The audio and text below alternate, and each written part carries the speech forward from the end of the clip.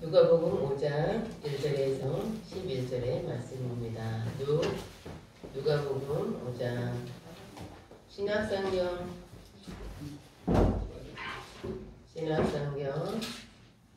네, 청색깔이 하죠. 신약성경 95페이지 신약성경 95페이지 누가복음 5장 1절에서 11절의 말씀입니다. 신약성경 95페이지 누가복음 5장 1절에 11절의 말씀 우리 교도하시겠습니다. 무리가 몰려와서 하나님의 말씀을 들을 때 예수는 게네사렛 호숫가에 서서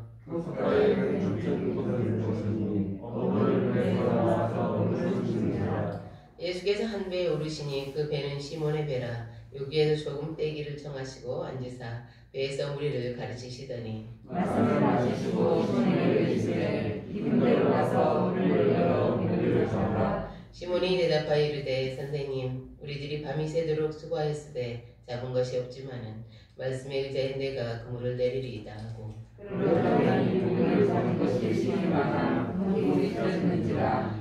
이에 다른 배에 있는 동물들에게 손짓하여 와서 도와달라 하니 그들이 와서 두 배의 체험에 잠기게 되었더라. 시몬 베드로가 이를 보고 예수의 무릎 아래 엎드려 이르되 주여 나를 떠나소서 나는 주의 결소리가 하니 이는 자기 및 자기와 함께 있는 모든 사람이 고기 잡힌 것을 보고 말미암아 놀라고 새벽에 알아들어서 시몬의 동자에 있냐고 하니 만도 놀랐습니다. 예수께서 시몬에게 이르시되 무서워하지 말라. 이제 오늘 내가 사람을 취하려 하시니 그들이 배들을 육지에 대고 모든 것을 버려두고 예수를 따르니라. 아멘. 기도하겠습니다. 하나님 감사합니다. 하나님의 어미하신 말씀입니다. 하나님의 사랑스러운 말씀입니다. 하나님의 존귀하신 말씀입니다. 말씀을 받습니다. 옥토와 같아지게 하옵소서. 예수님의 이름으로 기도드립니다. 아멘. 예수님이 게네사렛 호수가에 있을 때 사람들이 몰려왔어요. 게네사렛 호수는 바벨론 포로 귀환 시대에 부르던 갈릴리 바다의 인 이름입니다.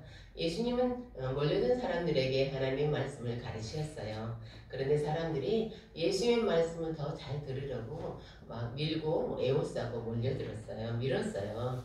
그래서 예수님은 정박되어 있는 묶여있던 두 개의 배 중에서 시몬의 배에 오르셨어요. 예수님 시몬에게 배를 해안해서 좀 떨어지게 하라고 이렇게 부탁했습니다. 그래야 더 많은 사람들이 예수님을 볼 수 있기 때문이죠. 이게 강대상과 해중석 사이의 공간이죠. 교회가 크면 클수록 어때요? 그 공간이 넓은 것은 더 많은 사람들이 이렇게 설교자를 볼 수 있게 하기 위해서예요. 그리고 바닷가에서 그렇게 공간을 두면은요 더 잘 들을 수 있어요. 예수님은요 그렇게 시몬의 배를 설교단 삼아서 하나님의 말씀을 사람들에게 가르치셨습니다. 우리 함께 오늘 본문 4절을 읽겠습니다. 오늘 본문 4절입니다. 4절 시작. 말씀을 마치시고 시몬에게 이르시되 깊은 데로 가서 그물을 내려 고기를 잡으라. 아멘. 예수님이 시몬의 배에 오르시기 전에 시몬은 그물을 싣고 있었어요. 그런데 어젯밤에 어획량이 형편없었어요. 밤새 물고기를 한 마리도 잡지 못했습니다. 그럼에도 불구하고 그물은 씻어놔야 하죠. 그래야 다음에 또 이렇게 고기를 잡을 수 있기 때문이에요.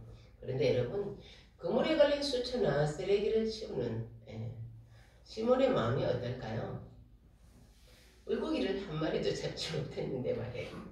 인생을 살면서 실패를 한 번도 경험하지 않는 사람 있을까요? 저나 여러분도 시몬처럼 빈 그물을 거둘 때가 있습니다. 아주 열심히 살았는데 어느 순간에 보니까 거둘 것이 아무것도 없는 빈손인 경험이 있습니다. 시몬은 물고기 한 마리 잡지 못했음에도 그물에 걸린 수초나 쓰레기나 찢어진 그물을 꿰매놔야 했어요. 쓰레기를 버려야 했고 그는 이런 넋두리를 하지 않았을까요? 아니 걸리라는 물고기는 걸리지 않고 왜 이런 것들이 걸려서 그물이 찢어진 거야? 정말 열심히 살았는데 남은 것은 빚뿐이고 병든 몸이고 그리고 잃어버린 신용이라면 우리 역시 자조적으로 자신에게 묻지 않겠어요? 너 그동안 뭐 했니?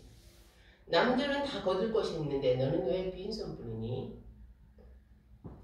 나는 위대한 과학자보다도 신실한 그리스도인이 되고 싶다라는 책을 쓴 저자 정금원 박사는 세계적인 핵물리학자예요. 그의 천재성은 어릴 때부터 두각을 나타냈습니다. 그는 24살에 미국의 남플로리다주 교수가 되었어요. 그는 남플로리다 대학교, 프린스턴 대학교, 뉴욕 공과대학을 거쳐서 한국으로 돌아왔어요. 한국의 필요를 위해서 돌아왔죠. 그는 한국과학기술원 부원장이 되었습니다. 카이스트예요. 그는 과학기술원 장관도 2번이나 역임했어요. 그의 경력은 과학자로서뿐만 아니라 행정가로서도 탁월했습니다. 그런데 왜 그는 이렇게 고백하는 것일까요? 나는 위대한 과학자보다도 신실한 그리스도인이 되고 싶다. 인간의 미래에 많은 관심을 갖는 그런 사람들이 과학자입니다. 그들은 자신의 연구를 세상에 남기고 싶어 해요. 다시 말해서 위대한 과학자가 되고 싶어 합니다. 그러나 그는 그렇지 않다고 말해요. 그것보다 더 간절한 소망이 있다는 거예요. 그것보다 더 간절한 게 있는데 그것은 바로 신실한 그리스도인이 되고 싶다는 거예요. 신실한 그리스도인이 되고 싶다는 거예요. 사랑하는 성도 여러분, 여러분도 이와 같은 소망을 갖고 계십니까? 아멘. 여러분 속에 가장 되고 싶은 게 신실한 그리스도인입니까? 아멘. 정금원 박사가 신실한 그리스도인이 되기를 꿈꾼 것은 그의 둘째 아들 때문이었습니다. 그의 둘째 아들은 만성 신장염을 앓고 있었어요. 생명의 위협을 받는 질병이었습니다. 아들의 질병으로 인해 그는 하나님 앞에 엎드릴 수밖에 없었어요. 아무리 위대한 과학자라고 해도 사람의 생명을 주장할 수는 없으니까요. 아들이 고통 가운데 죽어가는데 그가 할 수 있는 일은 아무것도 없었으니까요. 그는 하나님께 눈물로 기도했습니다. 제발 아들의 생명을 살려달라고 말합니다. 그때 주님이 그에게 말씀하셨어요. 너는 아들에게 감사해야 한다. 왜냐하면 너는 아들로 인해 내게 가까이 왔기 때문이야. 그는 그렇게 생각하지 않았어요. 아들만 아프지 않았다면, 아들이 내 발목을 붙잡지만 않았다면 나의 미래는 창창할 텐데. 그렇게 생각했어요. 근데 주님의 생각은 달랐어요. 그의 아픈 아들이 그의 창창한 미래를 붙잡은 게 아니라는 거예요. 걸림돌이 아니라는 거예요. 그를 하나님께로 인도하는 효자라는 거예요. 그의 아들은 만성신장염이라는 고통을 통해서 하나님께, 아버지를 하나님께 인도한 효자라는 거예요. 사랑하는 성도 여러분 언제 예수님을 만나셨어요? 여러분은 언제 예수님을 만나고 싶어 하세요? 모든 일이 형통할 때입니까? 하는 일마다 다 잘 풀릴 때입니까? 그때 여러분은 예수님이 그리워요? 예수님 만나고 싶어요?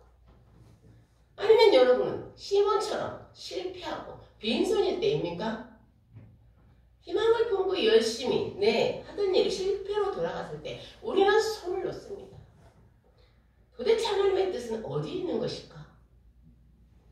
하나님 때때로 우리에게 빈 그물을 허락하세요.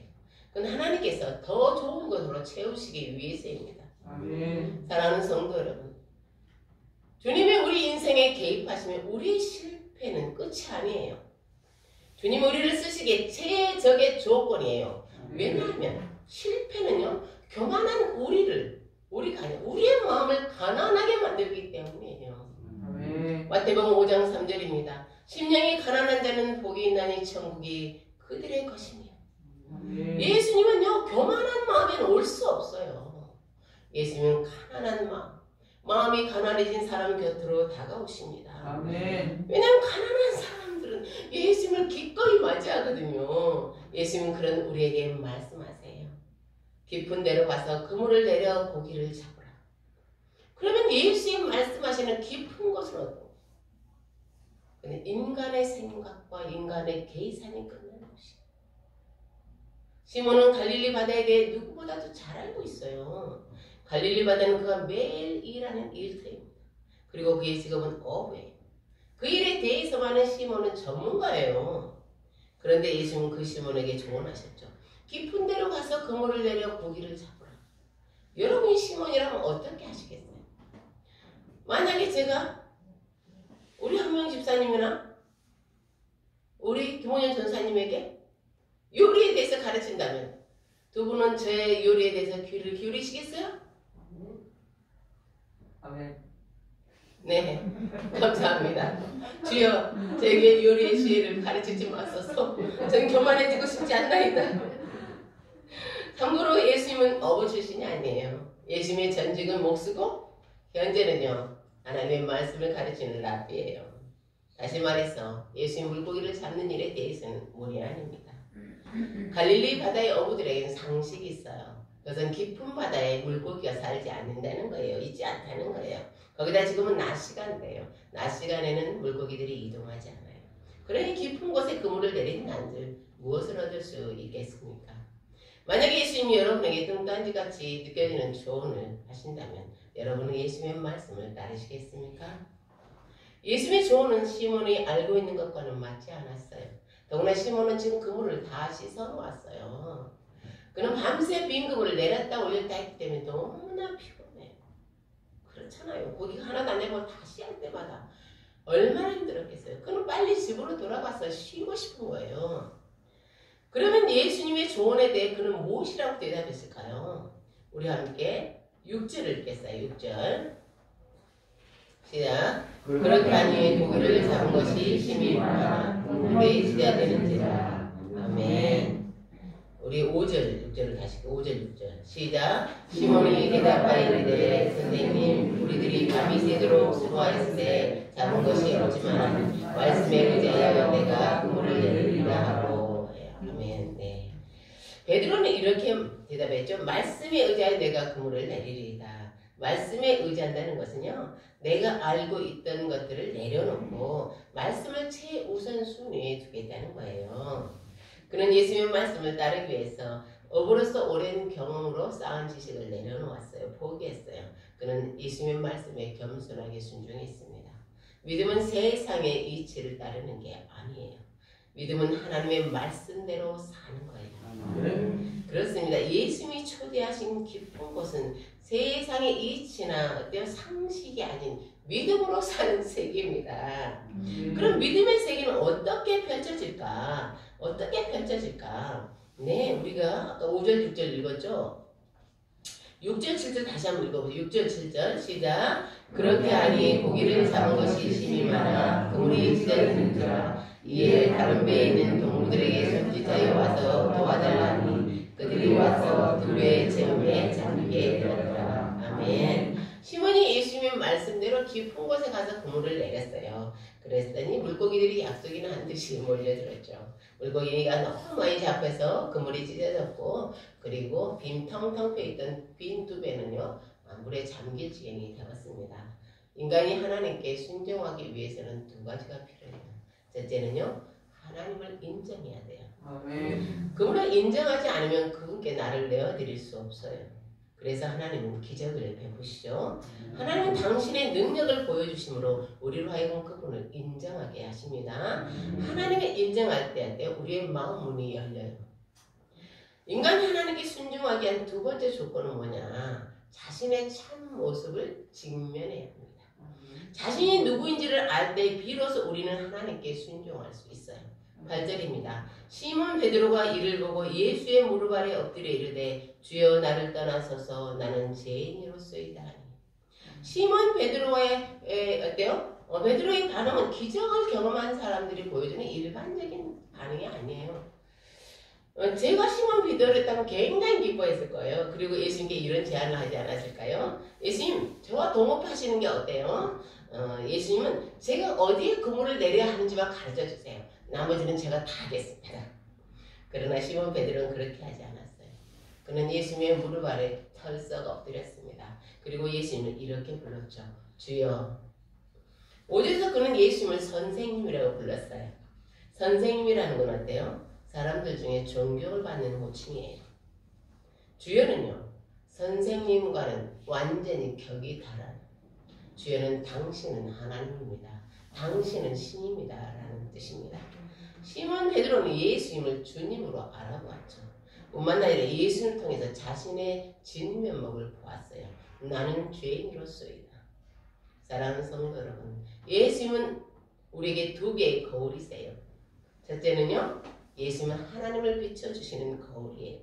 빌립이 하나님 아버지를 우리에게 보여주소서라고 하자 예수님이 이렇게 대답하셨어요. 나를 본 자는 아버지를 보았거늘 어째 아버지를 보이라 하느냐? 하나님이 예수님을 통해서 그분 자신을 계시하셨어요. 다시 말해서 예수님을 보면요, 하나님이 누구신지 어떤 분이신지 알 수 있다는 거예요. 예수님의 제자 요한은 하나님을 직접 본 적이 없죠. 그러나 그는 담대하게 선포했어요. 하나님은 사랑이시라. 요한이 이렇게 선언할 수 있었던 것은 예수님이란 거울을 통해서 하나님을 볼 수 있었기 때문입니다. 아멘. 둘째, 예수님은 우리 자신을 비추는 거울이에요. 시몬 베드로는 예수님이 누구신지를 깨닫는 순간 동시에 자신이 누구인지를 알았어요. 주여, 나를 떠나서서 나는 죄인이로소이다. 이사야 선지자가 환상으로 하나님의 절에서 하나님을 뵐 때 그가 뭐라고 말했어요? 화로다, 나여 망하게 되었도다. 그것은요, 큰일 났구나, 나는 죽었다 라는 뜻이에요. 하나님을 보는 순간 자신의 어때요? 추악하고 더러운 죄를 보게 되기 때문에 동시에 우리는 절망할 수밖에 없는 거죠. 인간의 지식은 제한적이에요. 오줌숙이라는 사람, 저에 대해서 여러분보다 제가 더 잘 알아요. 그리고 제가 여러분에 대해 아는 것보다 여러분 자신이 여러분에 대해 더 잘 알고 계세요.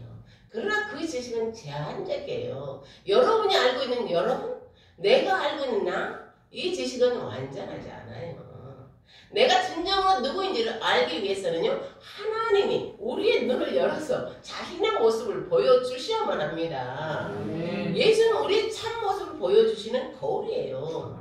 우리도 예수님을 만나면요, 시몬 베드로처럼 말할 거예요. 주여, 나를 떠나소서, 나는 죄인으로서이다. 그리고 가능하면요, 정말 빨리 달려서 예수님으로부터 멀어질 거예요. 도망갈 거예요.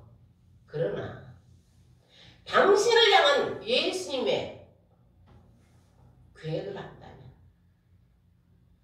당신은 그렇게 말하지도 않을 것이고 도망가지도 않을 거예요. 왜냐하면 나와 당신, 예수님이 필요한 존재라는 것을 알기 때문에. 우리에겐 예수님의 도우심이 너무나 절박하게 필요하죠. 세상 사람과 우리가 다른 게 뭐예요? 그건 우리는 예수님의 도우심이 필요하다고 생각하고 그들은 필요하지 않다고 생각하는 것 뿐입니다. 마태복음 1장 21절입니다. 아들을 낳으리니 이름을 예수라 하라. 이는 그가 자기 백성을 그들의 죄에서 구원할 자이심이라. 예수 우리를 죄에서 구원하시는 분이에요. 그러면 우리가 가장 먼저 해야 되는 건 뭐예요? 내가 죄인이라는 사실을 깨닫는 거예요. 내가 죄인이라는 게 인정해야 되는 거예요. 그래야 도우심을 찾을 거 아닙니까? 병들었다는 걸 알아야 우리가 의사의 필요로 돼. 의사를 필요로 해요. 우리가 병들었을 때.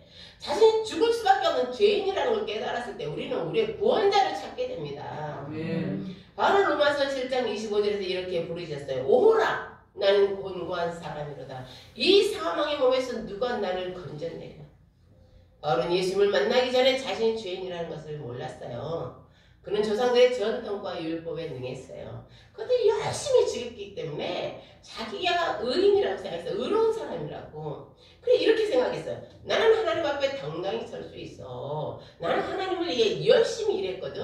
나는 하나님의 말씀을 지켰거든. 그런 바울이 예수님을 만났어요. 그때 그는 비로소 깨달았다. 자신은 하나님께 버림받을 수밖에 없는 죄인이라는 것을. 그는 예수를 만나고서야 인간의 죄의 그 깊은 것, 그 깊고 완악한 그 뿌리에 대해서 인식했다는 거예요.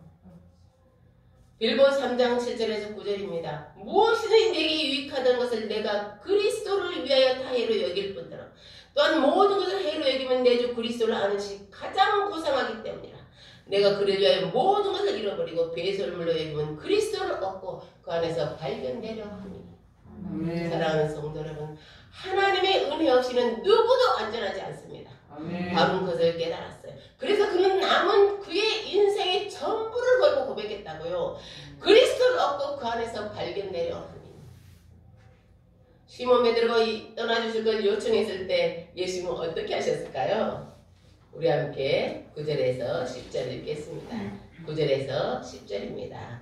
시작. 이는 자기 및 자기와 함께 있는 모든 사람이 고기 잡힌 것으로 말미암아 놀라고 세베대의 아들로서 시몬의 동업자인 야고보와 요한도 놀랐습니다. 예수께서 시몬에게 이르시되 무서워하지 말라. 이제부로는 내가 사람을 취하리라 하시니. 아멘. 무서워하지 말라. 이제부로는 내가 사람을 취하리라는 원어는요, 산채로 사로잡는 걸 말해요. 생포예요.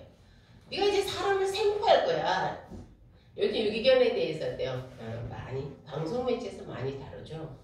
사람들이 키우다가 버린 개들이 들개처럼 떠돌아요.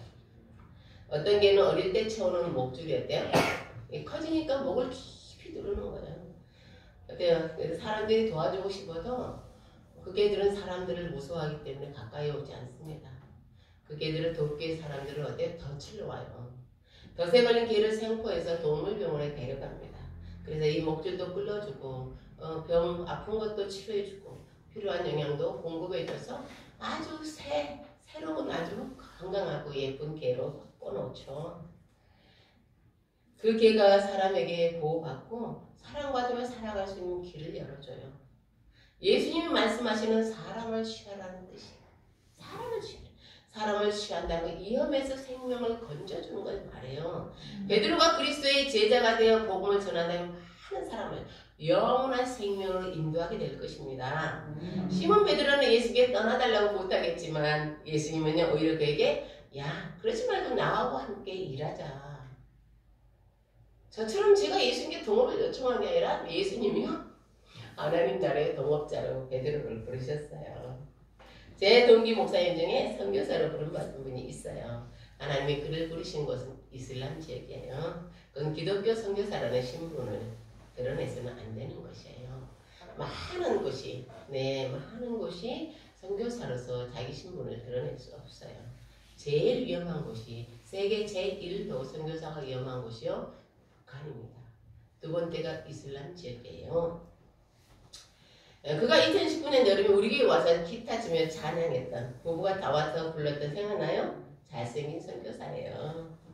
제가 그의 이름과 선교지를 말하지 않는 것은 우리가 동영상을 찍기 때문이죠.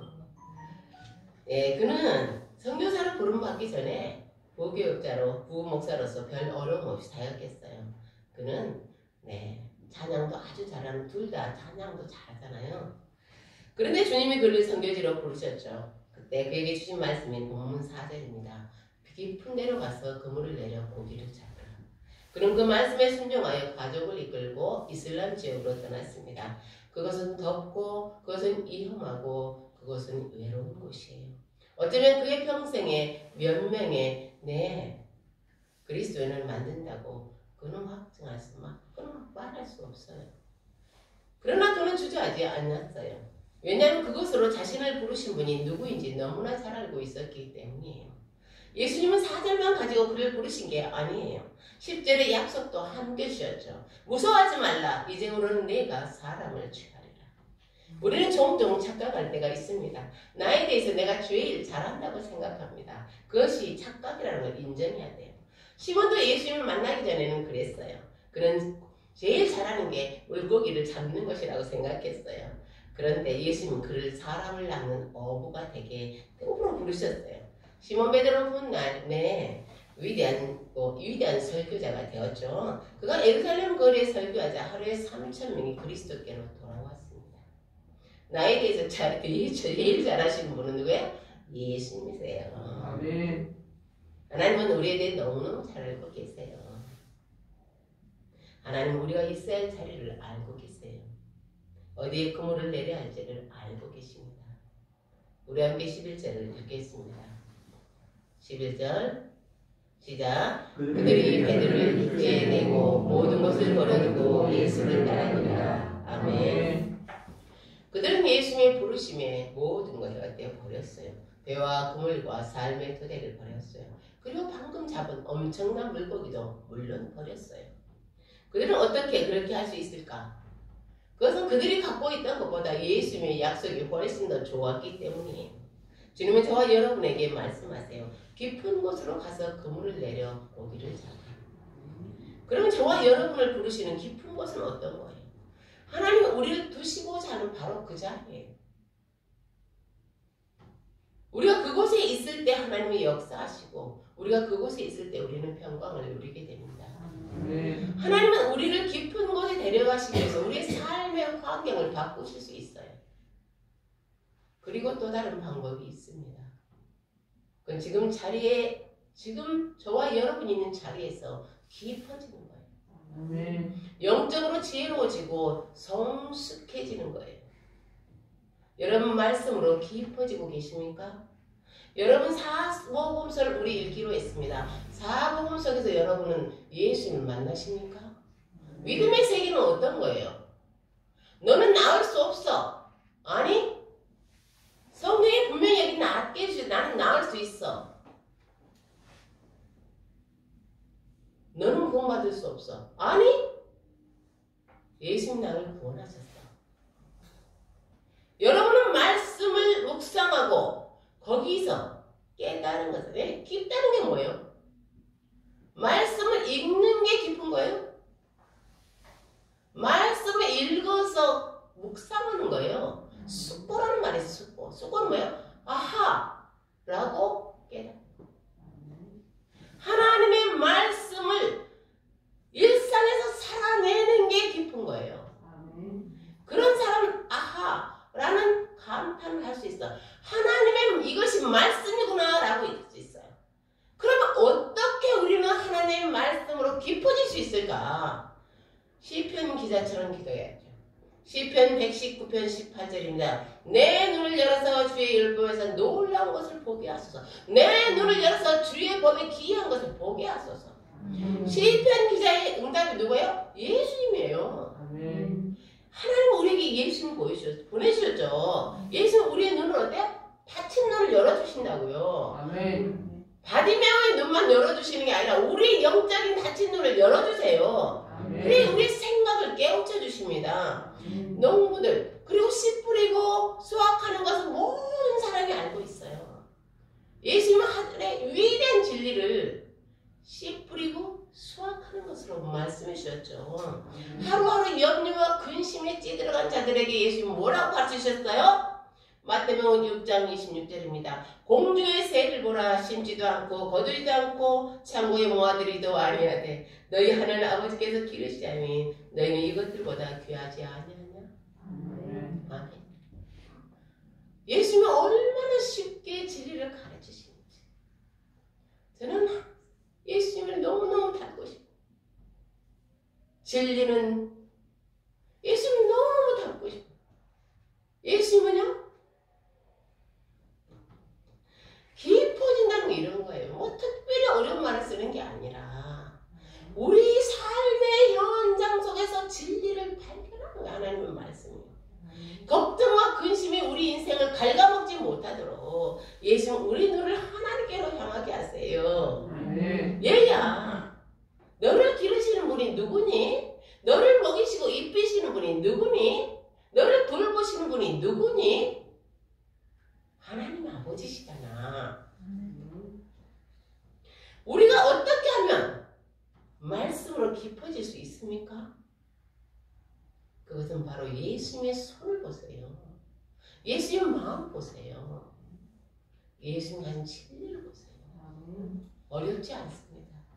물론 목사는 잘 알지 못하기 때문에 어렵게 가르치시지만 예수님은 그렇지 않으세요. 사랑하는 성도 여러분, 기도의 깊은 세계로 들어가기를 원하십니까? 아멘. 우리의 기도는 어떤 것이었어요? 기도를 통해서 하나님의 임재를 경험하는 거예요. 기도를 통해서 하나님과 친밀하게 교제하는 거예요. 아무 말도 안 해도 되잖아요. 거기에 하나님 앞에서 있으면 되는 거예요. 예수님이 우리를 부르시는 어때요? 기도의 깊은 세계예요. 그러면 깊은 섬김은 뭐예요? 깊은 헌신. 우리가 하나님께 헌신한다. 바리새인들은요 율법에 대해 잘 알았어요. 그래서 율법으로 사람들을 비판하고 정죄하고 판단했어요. 그래서 자기들이 의로워졌어요. 그게 깊은 섬김입니까? 예수님은요, 서열이 가장 낮은 하인처럼 행동하셨어요. 종 중에서, 그 집의 종 중에서 제일 낮은 하인이 발을 씻어주잖아요. 예수님 허리에 수건을 두르시고 제자들의 더러운 발을 씻어주셨어요. 이 세상에서 가장 낮은 것 섬기시는 분 누구예요? 빨가벗고요, 십자가에 매달려서 죽으신 분이잖아요. 그게 가장 깊은 섬김 아닙니까? 사랑하는 성도 여러분, 우리는 얕은 물가에서요 살았어요. 우리는 얕게 섬기고 얕게 기도하고 얕게 말씀을 알고 떠들었어요. 그러나 이제는 거기서 안주하지 말라는 거예요. 얘야, 두려워하지 마. 무서워하지 마라. 너는 얕은 물가에서 안주하지 마라. 더 깊은 하나님의 세계로 들어오렴. 그 깊은 세계에서 살으렴. 이라고 우리에게 말씀하세요. 예수님은요, 우리 모두를 깊은 세계로 어때요? 부르세요. 말씀에 대한 깊은 이해로 부르십니다. 기도의 깊은 세계로 들어오라고 하세요. 그리고 사랑의 깊이를 경험하고 나누라고 하십니다. 저와 여러분의 깊은 곳에 그물을 내리라는 주님의 부르심에 응답하고 더욱 깊고 성숙한 하나님의 사람들이 되기를 예수님의 이름으로 축복합니다. 우리 함께 찬송가 320장을 부르시고 동성하겠어요. 동성기도하기 원합니다. 오늘 하나님께 각자에게 주신 말씀을 붙잡고 기도합니다. 원래